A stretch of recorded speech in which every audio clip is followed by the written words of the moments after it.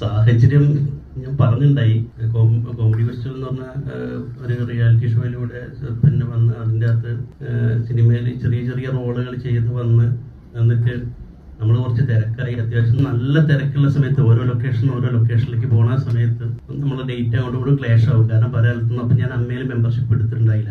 അപ്പം ഇടവേള വെച്ചിട്ട് വിളിച്ച് പറഞ്ഞ ഹരീഷിന്റെ പ്രശ്നങ്ങൾ അങ്ങോട്ടും ഭയങ്കര ഡേറ്റ് ക്ലാഷ് പ്രശ്നങ്ങളുണ്ട്. അപ്പം അതുകൊണ്ട് മെമ്പർഷിപ്പ് എന്തായാലും എടുക്കണം, ഹരീഷിന്റെ പരാതി തീർക്കാൻ എനിക്ക് നേരമുള്ളൂ എന്നൊക്കെ പറഞ്ഞിട്ടുണ്ടായി. അപ്പം അതിൻ്റെ ഇടയ്ക്ക് നമ്മളെ ഡേറ്റ് നോക്കിക്കോളാം, ഒക്കെ കറക്റ്റ് കൈകാര്യം ചെയ്തോളാം എന്ന് പറഞ്ഞ ഒരാൾ നമ്മളെടുത്ത് വന്നു. ആ ആള് കാരണം നമ്മൾ അത്രയും വിശ്വസിച്ച് നമ്മൾ എല്ലാ ഡേറ്റും കാര്യങ്ങളും അന്ന് അത്രയും കൂടുതൽ പടം ചെയ്തുകൊണ്ടിരുന്ന ആളായിരുന്നു. ഒരു കൊല്ലം 10-15 പടങ്ങൾ ഒരേ ടൈമിന് ചെയ്തുകൊണ്ടിരുന്ന ആളായിരുന്നു. അപ്പം ഒരു സമയത്ത് നമുക്ക് അയാൾക്കൊരു അത്യാവശ്യം വന്ന സമയത്ത് നമ്മളൊരു പൈസ ഒരു 20 ലക്ഷം കടമായിട്ട് കൊടുത്തിട്ടുണ്ടായി.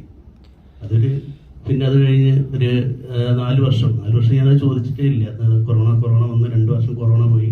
അത് കഴിഞ്ഞ് പിന്നെ ഞാൻ ഒരു വീട് പണി തുടങ്ങിയ സമയത്ത് അത് ഞാൻ തിരിച്ചു ചോദിച്ച സമയത്ത് ഒരു റെസ്പോൺസും ഇല്ല. തരാം, അത് ഇറങ്ങിയിട്ട് തരാം, മറ്റേ പടം ഇറങ്ങിയിട്ട് തരാമെന്ന് പറഞ്ഞു. അപ്പം ഞാനത് അമ്മയിൽ കംപ്ലൈൻറ്റ് ചെയ്ത സമയത്ത് എനിക്ക് ആ സമയത്ത് കുറച്ചൊരു പടത്തിൻ്റെ ഡേറ്റുകളൊക്കെ തന്നിട്ടുണ്ടായി. പിന്നെ ആ പടങ്ങളൊന്നുമില്ല, പിന്നെ ഒരു പടവും ഇല്ല, ആരും വിളിക്കുന്നുമില്ല. പിന്നെ നമ്മളിപ്പോൾ രണ്ടാമത് ഇതിലേക്ക് ഇങ്ങനെ കുറേശ്ശെ പിന്നെയും ചുവട് വെച്ച് വന്നുകൊണ്ട് നിൽക്കുന്ന സമയത്താണ് ഇതിൻ്റെ കാര്യങ്ങൾ മനസ്സിലാവുന്നത്. പല സ്ഥലത്തും ഇതിനെ പറ്റി പല നെഗറ്റീവും സമയത്തിന് വരില്ല.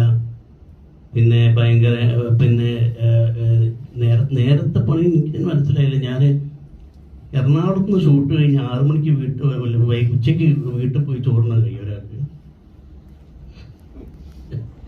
വീട്ടിൽ പോയിട്ട് ഭക്ഷണം കഴിക്കുള്ളൂ. അങ്ങനെയൊക്കെ പല പ്രശ്നങ്ങൾ അത് ഞാൻ വിചാരിച്ച സ്വാഭാവികമായിട്ട്. കാരണം നമ്മുടെ കൊറോണയ്ക്ക് ശേഷം സിനിമകൾ മാറി, ഹ്യൂമറിന്റെ പരിപാടികളെ മാറി, നമ്മൾ ചെയ്ത ഹ്യൂമറൊന്നല്ല ഇപ്പം. അപ്പം അതുകൊണ്ടൊക്കെ ആയിരിക്കും. എന്നാലും തീരെ ക്ലീൻ ഔട്ടായി പോകുന്ന ഒരു ഇതുണ്ടല്ലോ.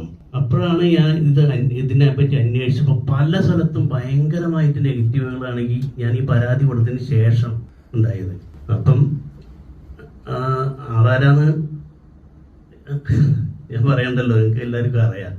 ഞാനിപ്പോൾ ഇന്ന് അത് ഒരു ചാനലിൽ പറഞ്ഞിട്ടുണ്ട് ആളാരാണെന്ന്. ഇപ്പം രണ്ടാമത് ഇപ്പം ഇങ്ങനെ കുറേശ്ശെ നമ്മൾ വീണ്ടും ഇങ്ങനെ ഹരീഷാറിൻ്റെ ഒക്കെ ഇതിൽ കുറേശ്ശെ ചെറിയ ഇങ്ങനെ വീണ്ടും പിച്ച വെച്ച് തുടങ്ങാൻ പോകാൻ